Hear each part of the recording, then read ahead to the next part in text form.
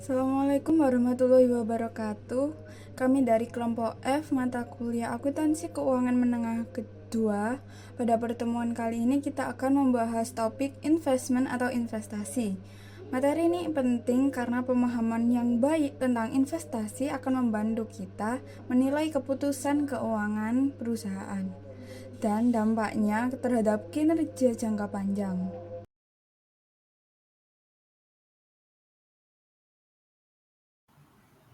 Equity investment derajat di mana satu perusahaan atau investor memperoleh kepentingan dalam saham perusahaan lain atau perusahaan yang diinvestasikan. Umumnya menentukan perlakuan akuntansi untuk investasi tersebut setelah akuisisi. Klasifikasi investasi semacam itu bergantung pada persentase saham suatu perusahaan yang diinvestasikan yang dimiliki oleh investor. Yang pertama, kepemilikan kurang dari 20%, metode nilai wajar atau kepentingan pasif. Investor tidak memiliki pengaruh apapun terhadap kebijakan operasional dan keuangan perusahaan tempat ia berinvestasi.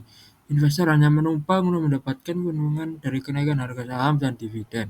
Ini disebut kepentingan pasif. Yang kedua, kepemilikan 20% sampai 50%. Metode ekuitas atau pengaruh signifikan. Meskipun tidak memegang kendali mayoritas, kepemilikan dalam rentang ini sudah cukup besar untuk memberikan pengaruh signifikan kepada investor. Investor mungkin memiliki perwakilan di dewan direksi atau dilibatkan dalam pengambilan keputusan strategis. Kinerja investor kini secara langsung terkait dengan kinerja investi. Yang ketiga, kepemilikan lebih dari 50%. Laporan konsolidasi atau kepentingan pengendali. Dengan kepemilikan mayoritas, investor memiliki kepentingan pengendali atau controlling interest. Investor atau disebut perusahaan induk secara efektif dapat mengendalikan seluruh kebijakan operasional dan keuangan investi atau disebut perusahaan anak. Dari sudut pandang ekonomi, keduanya dianggap sebagai entitas tunggal. Selanjutnya saya akan menjelaskan mengenai impairment of value. Jadi impairment adalah penurunan nilai aset keuangan di sisi perusahaan menggunakan expected credit loss atau ECL model untuk menilai apakah ada aset yang kemungkinan besar tidak bisa ditagih. Kalau ada indikasi tidak bisa ditagih, maka langsung dicatat sebagai kerugian. Pencatatannya dilakukan dengan mendebit akun loss on impairment dan mengkredit akun receivable. Lalu selanjutnya ada impairment pada investasi. Investasi yang diukur pada amortisasi cost harus dievaluasi tiap periode. Kalau nilai wajar lebih kecil dari nilai tercatat, maka terjadi impairment. Contoh pada kasus Maiden Ltd, investasi awal sebesar 200 euro. Nilai ini dihitung present value dengan bunga 10% selama 4 tahun. Present value dari pokok pinjaman 200 euro adalah 1.306.602 euro. Dihitung dari 200 euro dikali 0,683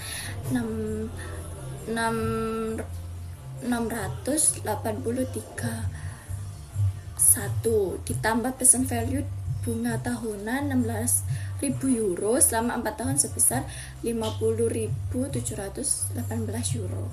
Dihitung dari 16 euro dikali 3,16.986. Jadi total nilai wajarnya hanya 187.320 euro. Karena nilai tercatat awal 200 euro lebih besar dari nilai wajar 187.320 euro, maka selisihnya yaitu 12 euro 12.680 euro dicatat sebagai loss on impairment. Lalu jurnal pencatatannya pada tanggal 31 Desember 2022 dibuat jurnal debit. Yang ada di debit itu loss on impairment sebesar 12.680 euro. Sedangkan kreditnya ada allowance for impaired debt investment sebesar 12.680 euro. Halo teman-teman, di sini saya akan menjelaskan penurunan nilai impairment pada debt investment. Nah, secara prinsip teman-teman, penurunan nilai impairment pada investasi utang mencerminkan penurunan nilai wajar yang drastis dan permanen akibat memburuknya kemampuan kredit dari penerbitan utang. Perlakuan akuntansinya berbeda berdasarkan klasifikasi investasi. Untuk investasi yang dimiliki hingga jatuh tempo held to maturity atau yang model bisnisnya hanya untuk koleksi arus kas dibukukan pada biaya amortisasi. Seluruh jumlah kerugian impairment yang dihitung berdasarkan model expected credit losses langsung diakui ke dalam laporan laba rugi. Sementara itu, untuk investasi utang yang dinilai pada nilai wajar melalui OCI atau FVOCI atau biasa disebut Fair Value Other Comprehensive Income, kerugian impairment dialokasikan menjadi bagian yang disebabkan oleh risiko kredit mempengaruhi laba rugi. Nah, sedangkan penurunan nilai akibat faktor lain seperti risiko pasar dicatat dalam ekuitas sebagai OCI, Other Comprehensive Income. Proses penilaian impairment ini merupakan proses berkelanjutan yang wajib dilakukan pada setiap periode pelaporan untuk mencerminkan nilai investasi yang lebih nyata dan prudent. Kemudian yang selanjutnya adalah recovery of impairment loss. Nah, apabila loss impairment sebelumnya mengalami penurunan atau pengurangan, maka seluruh atau sebagian dari loss impairment yang telah diakui harus dibalik dengan cara mendebit akun allowance for impairment debt investment dan mengkredit akun recovery of impairment loss. Nah, pengembalian kerugian penurunan nilai ini tidak boleh menghasilkan nilai tercatat investasi melebihi biaya perolehan diamortisasinya. Dengan kata lain, yang kita recovery ini hanya boleh yang di bawah nilai diamortisasinya, maka jika lebih itu tidak akan diakui. Lalu jurnalnya itu adalah allowance for impairment debt investment itu di debit, kemudian di sisi kredit ada recovery of loss on impairment. Sekian dari saya, untuk bagian selanjutnya akan dilanjutkan oleh rekan saya. Terima kasih. Selanjutnya, di sini ada recycling adjustment atau penyesuaian daur ulang. Nah, di sini terdapat dua contoh, yaitu contoh periode tunggal dan juga contoh periode majemuk atau multi period. Nah, untuk contoh periode tunggal ini, pelaporan sekuritas investasi dan keuntungan atau kerugian terkait atas investasi yang disimpan untuk dikoleksi dan dijual atau HFCS. Asumsikan bahwa pada tanggal 1 Januari 2022, Hinge memiliki kas dan modal saham biasa sebesar 50.000. Jadi masing-masingnya itu 50.000, kas 50.000 dan juga modal saham 50.000. Nah, pada tanggal tersebut perusahaan tidak memiliki saldo aset. Jadi nggak punya saldo aset, liabilitas dan juga ekuitas lainnya itu tidak punya. Jadi di laporan posisi keuangan itu hanya ada kas 50.000 dan juga modal saham biasa 50.000. Nah, pada tanggal 2 Januari, Hinge membeli secara tunai sekuritas utang senilai 50.000 yang diklasifikasikan sebagai HFCS. Jadi, kasnya yang tadi 50.000 itu digunakan untuk membeli sekuritas utang. Jadi, laporan posisi keuangannya itu kasnya 0 tapi ada investment in debt securities dan juga modal saham biasa 50.000 masing-masingnya. Nah, lalu pada tanggal 30 Juni atau 6 bulan setelahnya, Hinge menjual sebagian portofolio utang sekuritas HFCS dan menghasilkan keuntungan. Nah, untuk fair value of security sold-nya ini ada 22.000 dan dikurangi dengan cost of security sold sebesar 20.000. Jadinya realized gain itu 2.000. Kenapa realized? Karena dia dijual. Kecuali kalau semisal dia nggak dijual itu baru unrealized. Lalu di sini ada Hinge tidak membeli atau menjual sekuritas lain selama tahun 2022. Hinge menerima bunga sebesar 3.000 selama tahun tersebut. Per 31 Desember 2022, portofolio yang tersisa itu seperti yang ada di tabel itu. Nah, tadi kan 50.000 terus sudah dijual 20.000, jadi sisanya itu 30.000. Itu sebagai cost of portfolio dikurangi ya. Lalu untuk yang 34.000 itu fair value of portfolio, jadi fair value-nya itu 4.000 kan, jadinya 34.000. Nah, akhirnya dikurangi menghasilkan unrealized gain 4.000. Kenapa unrealized? Karena seperti yang tadi udah aku bilang, kalau dia dijual itu realized, sedangkan kalau tidak dijual itu unrealized. Lalu di income statement-nya itu dia ada interest revenue 3.000 seperti yang ada di bacaan sebelah kiri. Lalu ada gain realized on investment in securities. Jadi di slide sebelumnya itu ada realized gain sebesar 2.000. Nah, lalu dijumlahkan menghasilkan net income sebesar 5.000. Lalu untuk di bawahnya itu ada statement of comprehensive income. Jadi ini laporannya dipisah karena biasanya ada yang digabung, tapi kali ini dipisah. Yaitu ada net income includes realized gain of 2,000. Nah, jadi 5.000-nya itu bisa dilihat dari yang di income statement-nya. Lalu ada other comprehensive income, unrealized holding gain. Itu seperti yang ada di tabel sebelah kiri, yaitu selisih dari fair value dikurangi dengan cost of portfolio. Nah, akan menghasilkan comprehensive income sebesar 9.000. Lalu ada statement of changes in equity. Yang pertama itu ada share capital ordinary seperti yang di awal tadi, itu kan punya saham biasa 50.000. Lalu ada penambahan berupa net income sebesar 5.000 yang masuk ke dalam retained earning. Lalu ada other comprehensive income sebesar 4.000, yaitu masuk di accumulated other comprehensive income. Nah, akhirnya menghasilkan setelah di total semuanya, yaitu di ending balance-nya itu ada 59.000. Nah, lalu di comparative statement of financial position, di sini ada 2 tanggal, yaitu ada 1 Januari 2022 dan juga ada 31 Desember 2022. Nah, untuk yang bagian aset pada awal periode itu dia ada cash sebesar 50.000 dan juga share capital ordinary sebesar 50.000. Nah, lalu pada akhir periode atau 31 Desember 2022 yang awalnya tadi cashnya itu kan di awal periode 50.000 sudah digunakan untuk membeli investasi utang. Nah, di akhir periode ini dicatatnya dia sudah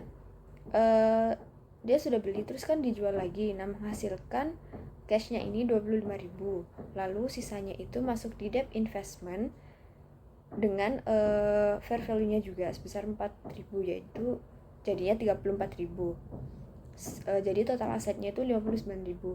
Nah, lalu di yang bagian equity di akhir periode itu sama seperti yang ada di statement of changes in equity. Jadi sama-sama 50.000 ditambah dengan retained earning 5.000 dan juga ditambah dengan accumulated other comprehensive income 4.000. Totalnya jadi 59.000. Lalu contoh yang kedua dari recycling adjustment ini ada multi-period example.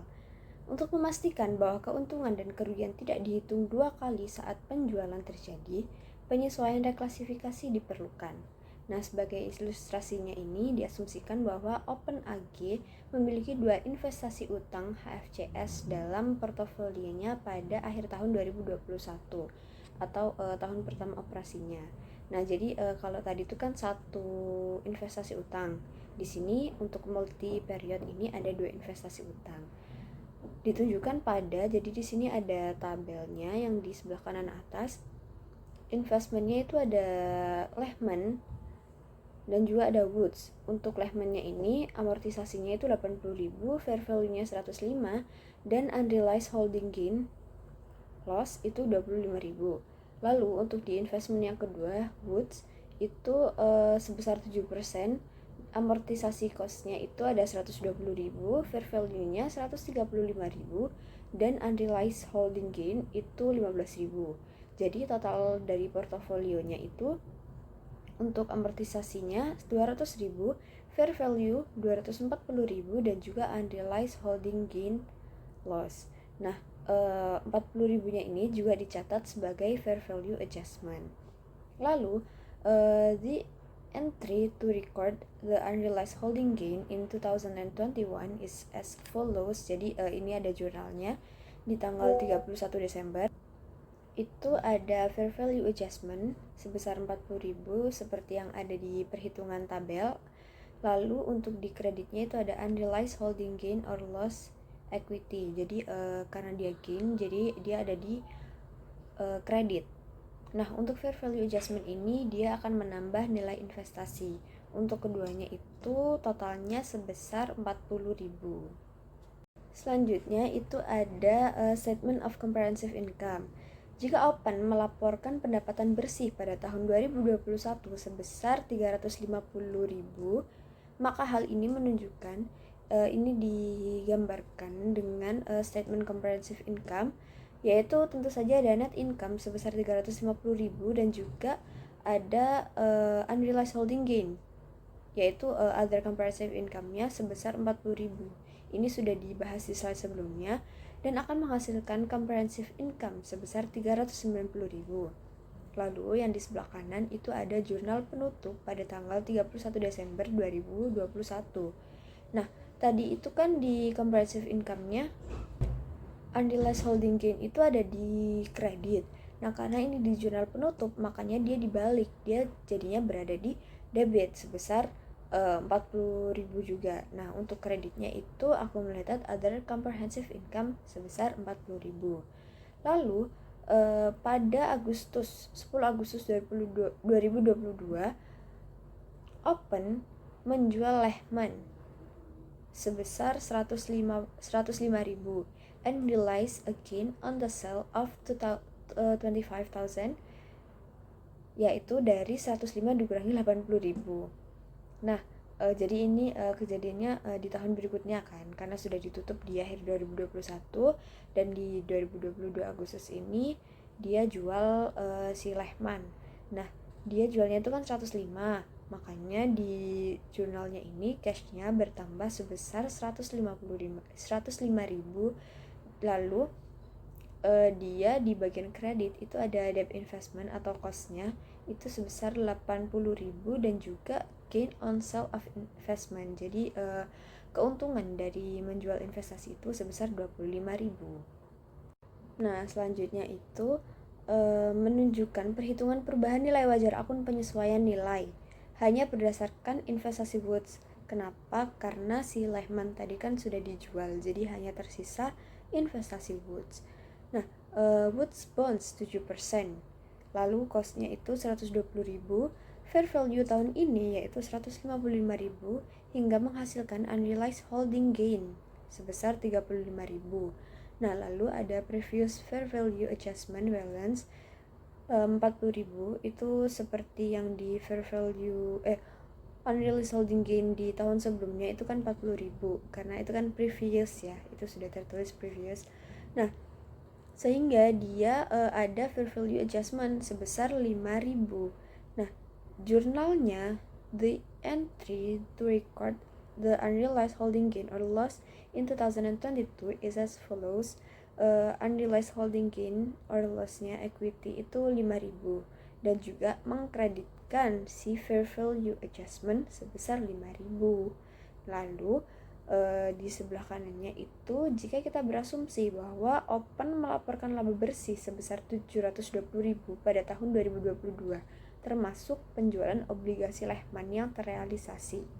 Jadi kan Lehmannya tadi kan sudah dijual. Nah, di sini dihitung lagi termasuk penjualan obligasi Lehman yang terrealisasi. Laporan laba rugi komprehensifnya disajikan seperti di sini ada statement ya. Net income-nya termasuk 25.000 yaitu realized gain on Lehman bonds sebesar 720.000. Lalu ada other comprehensive income unrealized holding loss yaitu seperti yang ada di sebelah kiri di tabel slide ini. Di sebelah kiri itu kan ada comprehensive income unrealized holding gain-nya holding loss itu 5.000 hingga dia menghasilkan comprehensive income sebesar 715.000. Tanggal 31 Desember 2022 Open melaporkan investasi utang sebesar 155.000. 155.000 ini didapatkan dari harga perolehan sebesar 120.000 ditambah dengan penyesuaian nilai wajar sebesar 35.000 atau fair value. Dalam laporan posisi keuangannya dan akumulasi pendapatan komprehensif lain dalam ekuitas sebesar 35.000. Nah, di sini ada closing entry-nya di akhir periode ya. Jadi di 31 Desember 2022 itu dia mengkreditkan unrealized holding gain or loss equity sebesar 5.000. Jadi dia ditutup di akun akumulasi other comprehensive income. Jadi keduanya ini memiliki nilai sebesar 5.000. Lalu IASB lebih memilih untuk menunjukkan jumlah reklasifikasi dalam akumulasi pendapatan komprehensif lain dalam CALK atau catatan atas laporan keuangan. Nah, untuk Open AG ini melakukan penyajian seperti yang ada di Notes to Financial Statement Accumulated Other Comprehensive Income. Jadi di awal periode Januari 2022 itu dia beginning balance-nya itu 40.000. Lalu dia ada current period other comprehensive income sebesar 20.000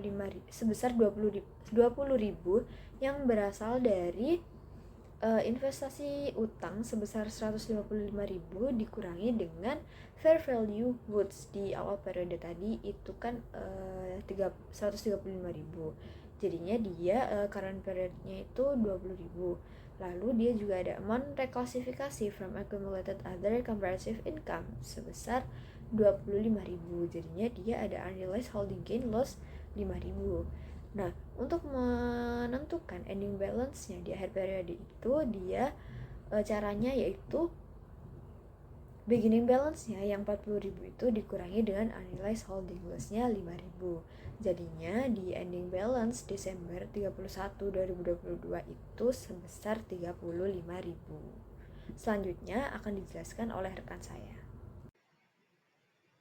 Selanjutnya, saya akan menjelaskan mengenai transfer between kategori. Pengalihan investasi dari satu klasifikasi ke klasifikasi yang lain harus terjadi jika model bisnis untuk mengelola investasi juga berubah. IASB berharap perubahan tersebut itu jarang terjadi. Perusahaan mencatat pengalihan antar klasifikasi secara prospektif pada awal periode akuntansi setelah adanya perubahan dalam model bisnis. Selanjutnya ada contoh ilustrasi British Sky Broadcasting Group plc memiliki portofolio investasi utang yang diklasifikasikan sebagai diperdagangkan, yaitu investasi utang ini tidak dimiliki untuk ditagih, tetapi dikelola untuk menghasilkan laba dari perubahan tingkat bunga. Akibatnya perusahaan menggunakan metode nilai wajar. Pada tanggal 31 Desember 2010, British Sky memiliki saldo investasi yaitu sebagai berikut. Investasi utang sebesar 1.200.000, penyesuaian nilai wajar efek sebesar 125.000, maka nilai tercatatnya adalah 1.325.000. Lalu sebagai bagian dari proses perencanaan strategi yang diselesaikan pada kuartal keempat tahun 2010, manajemen British Sky memutuskan untuk beralih dari strategi lama yang menghendaki manajemen aktif menjadi strategi dimiliki untuk ditagih pada investasi utang. Maka jurnal yang dibuat adalah investasi utang sebesar 125.000 pada penyesuaian nilai wajar efek sebesar 125.000. Sekian pemaparan dari kelompok kami. Terima kasih atas perhatian dan mohon maaf apabila ada kekurangan. Wassalamualaikum warahmatullahi wabarakatuh.